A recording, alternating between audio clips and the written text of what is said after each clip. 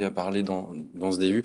Donc, je suis CCA dans l'équipe de chirurgie du rachis de Cédric Barré à Neuro. Et puis, je vais essayer de vous parler des infections ostéo-articulaires sur rachis instrumenté. J'imagine que l'auditoire est essentiellement des infectiologues, donc évidemment, je ne vais pas m'attarder sur quels antibiotiques, combien de temps les mettre, etc. Et puis, je vais m'attarder plus sur la partie chirurgicale et puis les spécificités sur le rachis, même s'il y aura des redondances avec les autres infections ostéo-articulaires, avec une première partie sur l'épidémiologie, et puis décrire un petit peu que vous connaissiez quels sont les types d'instrumentation rachidienne qu'on met en place, les présentations cliniques des infections sur rachis instrumenté et puis la prise en charge chirurgicale. Alors, donc il y a une incidence croissante des infections spinales, et que ce soit sur un rachis instrumenté ou non, et la chirurgie déjà, on est un facteur de risque. Donc, une sur trois spondylites est post-opératoire. Alors, on a des taux d'infection bon, qui sont variables dans la littérature, mais globalement, de la chirurgie du rachis sans matériel, moins de 3% d'infection. Et par contre, avec matériel, on passe de 3, au-delà de 3%, de 3 à 6%. Si on parle de chirurgie lombosacrée donc postérieure avec matériel, là, on passe même jusqu'à 25% des populations à risque. Donc, on augmente tout de suite l'incidence. Et par contre, la chirurgie antérieure du rachis, on est plus sur 0,1 à 2% d'infection. Statistiques, donc vous avez aussi des statistiques disponibles sur le site ISO-Raisin, des infections post-opératoires. Donc les facteurs de risque d'infection post-opératoire du rachis. Alors le matériel en soi, comme on vient de le voir, euh, le déficit neurologique préopératoire, la durée opératoire, les pertes sanguines, tout ça, ce sont des facteurs de risque liés à la chirurgie. La création d'un espace mort, comme on dit souvent, mort aux espaces morts, bon, les fautes d'asepsie bien sûr, et puis ce qu'on peut jouer aussi en termes de prévention au bloc opératoire, le nombre de personnes dans la salle, le manque d'aération, etc. D'ouvrir les implants trop tôt avant la mise en place des implants. Et là, vous voyez donc dans cette étude de liste des facteurs de risque donc liés à la chirurgie euh, intraopérative. Donc voilà, la durée de la chirurgie, l'apport postérieur, le nombre de niveaux, l'instrumentation, aussi le type de matériel mis en place, que le titane, enfin l'acier serait plus facteur de risque que le titane, l'utilisation de greffes, la transfusion, alors l'utilisation d'un microscope d'un ampli, voire d'un ORM. Alors malheureusement, bon, on n'a pas trop le choix puisque ça augmente aussi l'efficience chirurgicale, donc même si c'est du matériel en plus et un risque infectieux supplémentaire, on a malheureusement pas souvent le choix. Et puis les types de techniques, on va les voir aussi après, les types de techniques, donc chirurgie du rachis ouverte, mini-invasif, voire endoscopique. Donc moins on est invasif, moins on a de cicatrices et moins on a d'infections, logiquement. Et puis les facteurs de risque qui sont préopératoires liés aux patients, comme dans les autres infections ostéo-articulaires, bien sûr. Donc immunosuppression, cancer, dénutrition, obésité, tabac, diabète, polyarthrite rhumatoïde, corticoïde. Et puis aussi le fait que ce soit une chirurgie de reprise, prior surgery, donc le fait que ce soit une reprise chirurgicale au niveau du rachis, on augmente à chaque reprise le risque d'infection. Ici, en prévention, donc on met que ce soit sur les chirurgies crânio-cérébrales ou les chirurgies du rachis, on met 3 grammes de céfuroxime avant l'incision. Alors, dans la littérature, ils disent qu'il faut le donner vraiment 30, voire même 60 minutes avant. En pratique, c'est pas toujours le cas. Et puis 1,5 g toutes les 3 heures après, pendant la chirurgie. Donc, en termes de germes, enfin de bactériologie, donc on a surtout du staph. Bien sûr, c'est le plus de 50% des infections, c'est du staph, notamment du Staph aureus.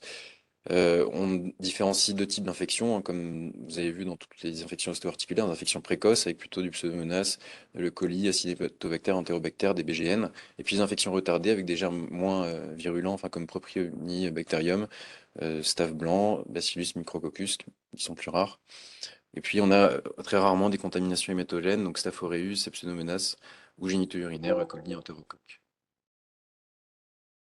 La mortalité, alors, elle est certes très faible, à moins de 1% sur les infections sur rachis instrumenté, mais elle multiplie la mortalité liée à la chirurgie du rachis en soi est multipliée par 4,5 si le patient a une infection post-opératoire.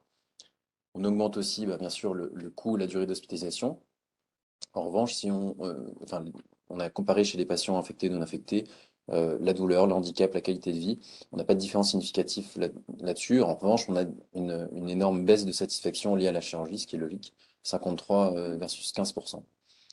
Euh, Ensuite, là, vous avez ici le nombre de lavages. Donc, c'était une étude sur les ostéotomies. Nombre de lavages par patient. Donc, vous voyez que 86% avaient un lavage. Et puis, vraiment une petite, petite part des patients avaient deux lavages. Et puis, il y a un très faible pourcentage qui avait même trois lavages, voire plus. Donc, multiples échecs. Et ça, c'était une étude sur les rachis, enfin, les déséquilibres sagittales, donc les déformations du rachis.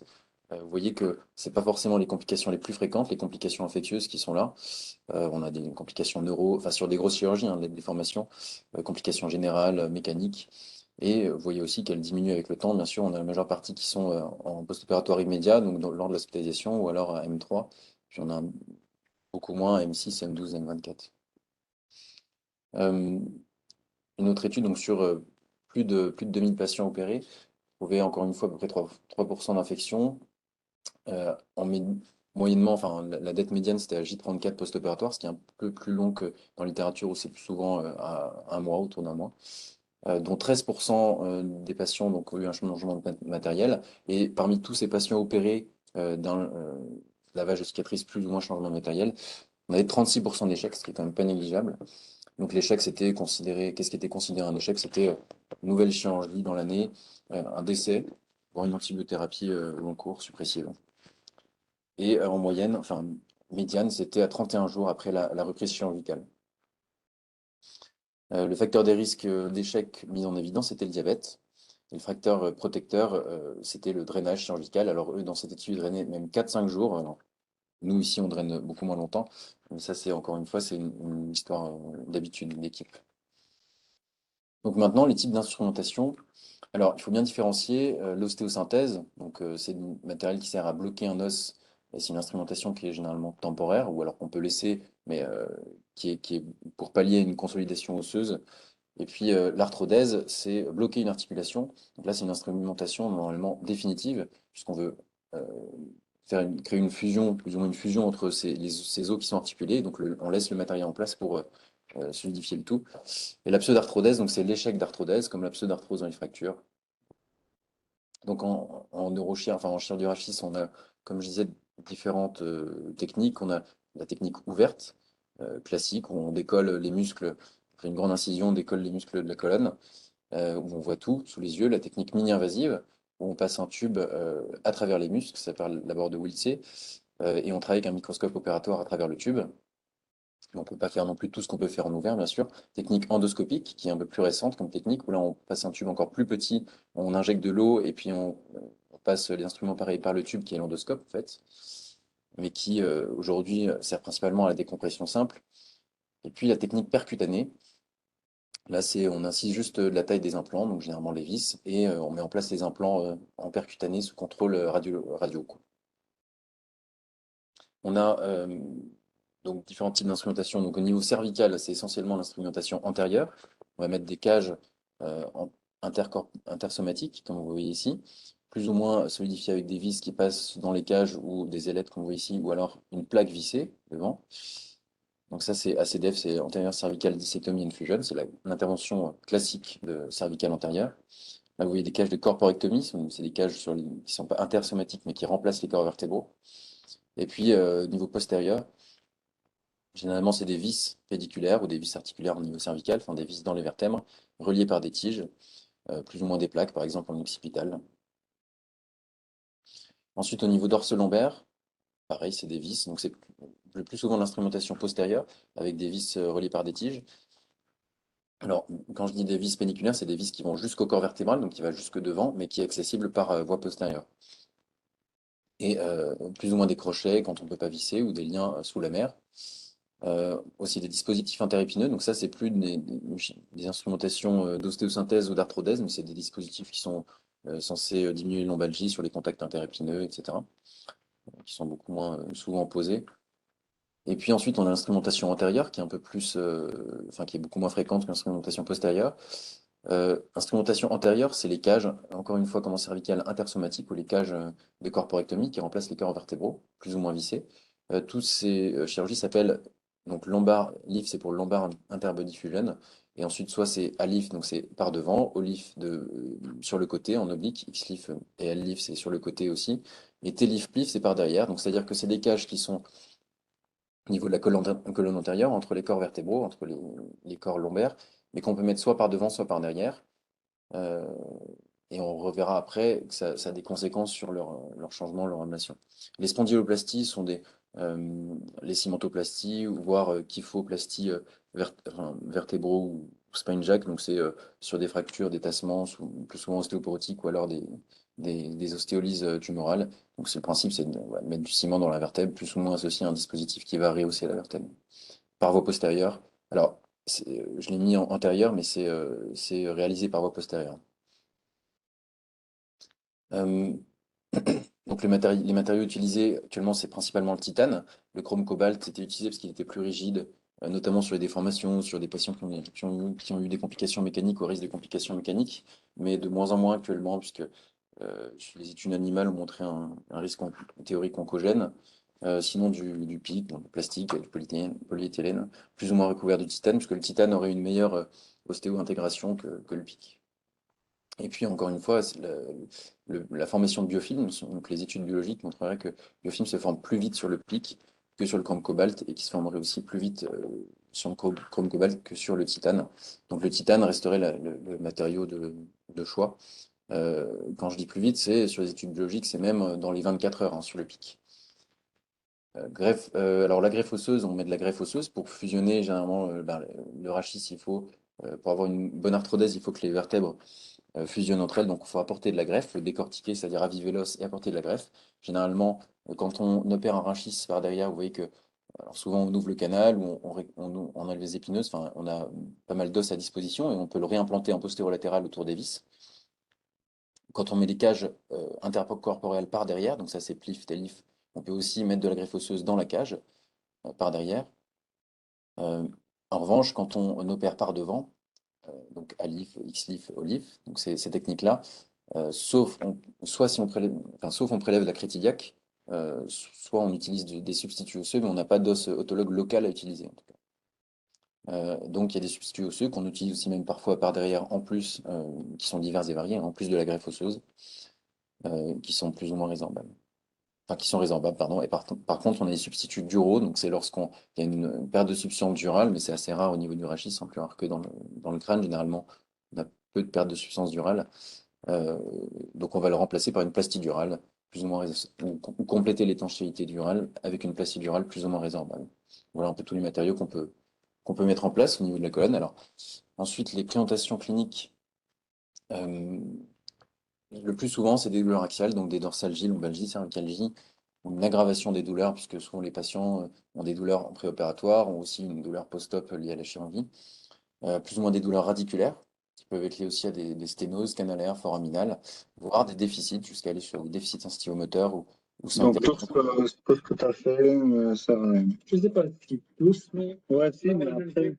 Après, oui, c'est bien pour pour la suite. Oui, c'est clair que c'est pas inutile. Vous m'entendez? Ah, Oui, c'est bon, continuez. pardon. Donc, qui peuvent aller jusqu'à des déficits et créer l'urgence chirurgicale. Donc, une cicatrice inflammatoire, voire une désunion. Alors, le problème, enfin, la problématique souvent, c'est est-ce que c'est une désunion ou est-ce que c'est une mauvaise cicatrisation? Euh, alors, ça va avec la cinétique, bien sûr. Si c'est un patient qui vient d'être opéré et que on n'a pas encore retiré les agrafes, au moment où on retire les agrafes, ben, on voit que c'est désuni ou alors on voit même avant ça que la cicatrisation n'est pas optimale. On s'oriente plutôt vers un problème de désunion. Si en revanche c'est à distance, bien sûr, c'est plus une désunion. Vers un problème de cicatrisation, pardon. Si en revanche c'est plutôt à distance, on s'oriente plutôt vers une désunion. Alors la fistule, donc la communication avec le foyer opératoire à l'extérieur, l'écoulement, pareil, l'écoulement c'est aussi souvent la problématique. Qu'est-ce qui coule? Est-ce que c'est la nécrose adipeuse? Est-ce que c'est encore une fois un problème local de cicatrisation ou est-ce que c'est du pus? Est-ce que c'est une vraie infection du site opératoire? Est-ce que c'est du sang? Est-ce que c'est alors, si c'est un écoulement pareil, il y a J1, J2 post-op, c'est souvent sanglant, post-opératoire, classique. Ou est-ce que c'est voir du LCR, c'est un liquide eau de roche avec le patient a une dure mère ouverte. Voilà. Alors, l'élévation de la CRP, en théorie, elle est à J3 post-op, mais si elle continue, donc c'est encore une fois la cinétique qui est intéressante, si elle continue d'augmenter plus tard, donc là c'est suspect, la fièvre, le syndrome inflammatoire, qui bien sûr sont inconstants dans les... Alors, en aigu, mais le plus souvent inconstants sur les infections chroniques, ou retardées. Et ouais, on considère souvent qu'il n'y a pas d'infection superficielle dans le rachis, comme en orthopédie, que si une infection, c'est une infection profonde, notamment quand il y a du matériel, bah, il faut aller découvrir le matériel. Soit c'est un problème de cicatrisation, soit c'est une infection, mais si c'est une infection, il ne faut pas juste reprendre euh, la peau, quoi. Notamment quand il y a du matériel. Alors, ça, c'était pour la présentation clinique. La présentation ensuite radiologique. Alors, le problème, l'examen idéal serait l'IRM, mais le problème, c'est qu'il est artefacté par le matériel. Euh, le scanner osseux, en pratique, on aime bien le faire un scanner de base, puisque on voit beaucoup mieux l'os et on voit les lises osseuses autour du matériel, comme vous voyez ici. Alors, qui peuvent être aussi s'intégrer aussi dans le cas d'une pseudarthrose, mais pas forcément septique, hein, pseudarthrose mécanique, mais qui sont aussi, bien sûr, des signes d'infection avec injection pour voir si on a un rehaussement, un abcès qui se rehausse. Alors, les signes radio sont peu spécifiques, bien sûr, mais si on a un rehaussement de l'air, des signes suspects comme ça et qu'on est à distance, plus on est à distance de l'infection, plus c'est suspect. Alors, bien sûr, il y a le remaniement inflammatoire post-opératoire juste après la chirurgie, mais c'est plus utile quand on est à distance de la chirurgie. Donc fistule qu'on peut voir notamment sur l'IRM, la communication, la prise de contraste, les bulles d'air, l'érosion, la lise osseuse autour du matériel, la pseudarthrose qui peut être septique. Et puis là, c'était une IRM d'un patient donc sans matériel, hein, là vous voyez pas d'artefact. Vous voyez par exemple ici qu'on a une collection. Donc la question c'est une collection, est-ce que s'il y a eu du mère ouverte, est-ce que c'est une pseudoméningocèle, est-ce que c'est un hématome? Donc avec faire multiples séquences, comme vous voyez ici, ben, c'est pas le même signal que l'LCR. En T1, il est blanc en T1, donc c'est pas du LCR. Donc, est-ce que c'est un hématome ou un abcès? Parfois, c'est pas évident de le lire.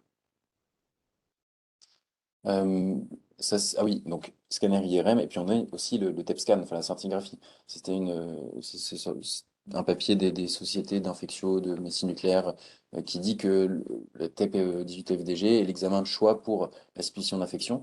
Alors, première chose, c'est à distance, hein, c'est bien sûr sur les infections chroniques, parce que on aura de toute façon une fixation, notamment dans les arthrodèses, tant que le processus de fusion d'arthrodèse est en cours, on aura une fixation. Donc si on est à, je dirais, plus de 3 mois, voire 6 mois, 1 an, si on est vraiment à distance, c'est là où c'est le plus utile, où c'est étrange enfin c'est pas normal que ça fixe au niveau du foyer opératoire. Alors si ça fixe pas, c'est plutôt bien sensible, donc si ça fixe pas, on est plutôt rassuré sur l'absence d'infection. Par contre, si ça fixe, on peut pas non plus diagnostiquer l'infection parce que le diagnostic différentiel, c'est la pseudarthrose mécanique, enfin la pseudarthrose aseptique. Donc c'est que soit il y a une infection, soit une pseudarthrose.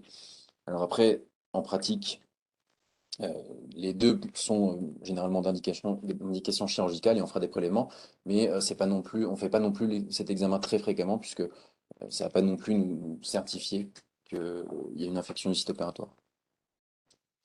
La prise en charge chirurgicale, donc, c'est commun, enfin les principes communs à toute reprise chirurgicale d'infection du site opératoire sur H6 instrumenté, qui est commun aussi j'imagine, à toutes les reprises chirurgicales sur infection ostéo-articulaire instrumentée.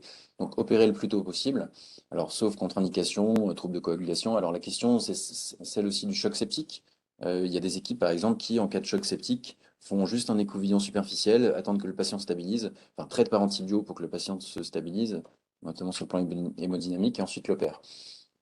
En pratique, je sais que les infectiologues n'aiment pas souvent ça parce qu'ils ont peur qu'on négative les prélèvements. Les équipes qui font ça disent que souvent c'est des germes virulents, monomicrobiens et que de toute façon on aura le résultat avec l'éclosion. Nous ici, on a l'habitude de demander au réel de stabiliser au maximum le patient et de les opérer quand même, même en aigu, et de faire les prélèvements après. Mais c'est pas le cas de toutes les équipes. Parage des tissus atones, nécrotiques, bien sûr, prélèvements multiples. Alors pareil, la question est-ce qu'on fait euh, au moins 3, est-ce qu'on fait au moins 5 prélèvements? La littérature a l'air de dire que au moins 5 ce serait le nombre idéal. Alors, de toute façon, si on est au-delà de 5, qu'on en fasse nombre pair ou impair, de toute façon, si on a au moins 4 prélèvements positifs, on ne va pas considérer que c'est une contamination, bien sûr. Des prélèvements superficiels et surtout profonds. Envoyer de l'os en anapathe pour rechercher l'ostéite. Envoyer le matériel si on peut faire de la sonication. Voilà. Donc, lavage abondant. Alors après, pareil, les techniques de lavage et de détertion et puis d'antisepsie sont discutées parce que certains antiseptiques auraient des effets secondaires en termes de cicatrisation, mais on a l'habitude de toujours quand même utiliser des antiseptiques, bétadine ou daquin ou oxygéné ou sérum ou plusieurs à la fois. Et puis le Karcher, alors le Karcher, c'est quand même assez invasif, donc on l'utilise plutôt sur les muscles, mais si on a, et si on, sur l'os, si on a le canal fermé, et si on a le canal ouvert, bien sûr, on évite de l'utiliser puisque on va pas appuyer sur la moelle ou voire sur les racines de la queue de cheval avec le Karcher. Après, ensuite, le délai. Alors, ici, donc après J30 ou en cas de deuxième, c'est-à-dire en cas d'échec, même avant J30 de lavage, là, on change de matériel. Voire on le retire si c'est possible, mais c'est quand même assez rare, on va le voir. Et avant J30, on fait un lavage simple, en première intention. Fermeture étanche, bien sûr, si possible. Et sinon, si on n'arrive pas à fermer, et ça, c'est souvent le cas dans les patients qui ont été opérés de multiples fois, euh, en première intention, on met un VAC. Et souvent, enfin, on appelle les équipes de chirurgie vasculaire qui proposent en première intention de mettre un VAC, voir si échec de VAC, de faire un lambeau, dans dorsal ou autre. Et puis le drainage, alors drainage, pareil, dans la littérature, là, il y a de plus en plus d'équipes et de papiers qui disent qu'il ne faut pas drainer la chirurgie du rachis parce que ça sert à rien et qu'il y a potentiellement des effets secondaires du drainage. Mais s'il reste bien une chirurgie du rachis dans laquelle la littérature a montré un intérêt, c'est quand même euh, les infections, les infections post-opératoires. Le nombre de jours, par contre, évidemment, pas de différence mise en évidence là-dessus. Donc ça, c'était un exemple de patiente avec une grosse perte de substance cutanée qui a eu un lambeau par les plasticiens qui sont plutôt souvent efficaces. Maintenant, la question du changement de matériel, alors il est possible pour quasi tous les implants postérieurs que vous avez vus, donc les vis pédiculaires essentiellement. Alors pas si on a des vis cimentées, parce que là, la vis tient tellement qu'on ne peut pas la retirer. Euh, et par contre, il implique une taille supérieure en cas de loosening, c'est-à-dire si le matériel ne tient pas bien, euh, notamment, c'est souvent le cas puisqu'on a une mise osseuse autour de la vis, on a une pseudarthrose septique. Donc là, il va falloir mettre une vis plus large ou plus longue pour qu'elle puisse tenir. Parce que si on met une vis, il faut que ça ait un intérêt et pas qu'elle baille, qu'elle n'ait pas d'intérêt. Il est souvent trop dangereux pour les implants antérieurs. Donc les implants antérieurs, c'était ce qu'on a vu, c'était les cages intersomatiques ou les cages de corporectomie. Pourquoi? Parce que souvent, c'est du matériel qui est déjà bien intégré, plus difficile à retirer, et aussi parce que sur les abords antérieurs, alors soit c'est un implant antérieur, donc une cage mise par devant, et donc devant on a un risque vasculaire, puisqu'on a les gros vaisseaux, ou en cervical on a euh, la carotide, etc. Donc on a un risque lié à la chirurgie plus important, soit c'est un implant mis par derrière, mais un implant antérieur mis par derrière, donc c'est les techniques de PLIF et TELIF, et à ce moment-là, le retirer par derrière serait trop dangereux puisqu'on a une adhésion durale, vous voyez, à partir de 3 mois, qui fait que on ne peut pas le retirer sans ouvrir les méninges en avant. Enfin, ce serait non suturable, c'est inenvisageable. Donc, à la limite, la technique, c'est de retirer par devant, mais c'est aussi à risque de, pareil, d'arracher la dernière mère. Donc, les implants antérieurs, on les retire généralement pas, sauf exception. Enfin, on les change, non, pas non plus. C'est pareil, hein, ablation, de toute façon, le changement passe par l'ablation. Mais à discuter en cas notamment de collapsus. Alors si on a un collapsus des plateaux, donc ça veut dire que la cage tient pas bien et sera plus facile à retirer et que de toute façon elle ne sert à rien. Donc pareil, là c'est un intérêt de la changer. Et puis dans la littérature, il parle aussi des cas d'ostéomyélite, tout abcès épidurale ou paravertébrale. Là en gros, si le matériel baigne dans l'infection, baigne dans le pus, là c'est vrai que ça peut se discuter de le retirer parce que de toute façon on aura du mal à guérir l'infection sinon. Alors il faut savoir par contre, chaque changement de matériel, en comparaison et un lavage simple, on augmente le coût et la durée opératoire, on augmente le coût et la durée d'hospitalisation, on augmente le saignement, on augmente le risque neurologique, on augmente les douleurs. Et tout ça, c'est démontré. Donc c'est pour ça qu'il faut quand même bien peser le bénéfice-risque du changement de matériel par rapport au lavage simple. Un lavage simple, c'est une demi-heure de chirurgie, même pas. C'est quasi pas de saignement. Et un changement de matériel, c'est beaucoup plus long. Il faut retirer tout le matériel, relaver, remettre tout le matériel. C'est des implants qui ne sont pas forcément mis parfaitement bien comme avant. Enfin, voilà, donc on augmente tous ces risques-là et c'est à prendre en compte. En dehors du risque infectieux, bien sûr. Ensuite, l'ablation du matériel, donc le retrait sans repose. Alors, en rachis, c'est beaucoup plus exceptionnel. Euh, enfin, c'est exceptionnel. C'est rarement réalisé avant un an parce qu'il faut qu'il y ait une consolidation osseuse ou une arthrodèse qui soit bien. Généralement, on considère que alors les fractures du rachis, donc les consolidations osseuses sur la colonne, c'est au moins 3 mois. Et puis, quand on fait une ostéosynthèse de colonne et qu'on attend et qu'on propose au patient de retirer le matériel puisque la fracture est consolidée, on ne le fait pas avant un an pour être aussi pareil, bien sûr que que la fracture soit bien consolidée. Par contre, une arthrodèse, on considère que c'est au moins 6 mois aussi de fusion, voire 1 an de fusion. Et donc, on le réalise que si on est sûr que c'est bien solide, et encore, même si c'est solide, ça c'est un papier, donc on est sorti sur un rachis qu'on considérait fusionné, et vous voyez que qu'on considérait au moins, ou au moins ankylosé, vous voyez qu'il a quand même cassé malgré l'ablation de matériel, enfin, suite à l'ablation de matériel. Et alors, en cas de patient non marchand, c'est un cas particulier où, bah, bien sûr, si le patient est non marchand, donc généralement parce qu'il est neurologique, si vous le retirez le matériel, enfin, si, l'intérêt de poser le matériel, c'est pour que il ait une colonne stable s'il est debout, mais s'il est non marchand, on a moins d'intérêt du matériel, là, on pourra proposer une ablation. Vraiment, enfin, plus palliative, quoi. Et puis, est possible en cas de stéosynthèse de conciliation, la fracture, ça j'en ai parlé. Alors, est discutable en cas d'arthrodèse fusionnée, bien sûr, c'est discutable. Il y a des équipes qui veulent pas être touchées, des équipes qui se disent, bon, on tente le coup. Et notamment, quand on a même si on a une bonne greffe, en fait, sur le scanner préopératoire, quand on va aller retirer le matériel, on fragilise la greffe, parce que souvent, la greffe est autour du matériel, et donc, on fragilise la greffe pour retirer le matériel.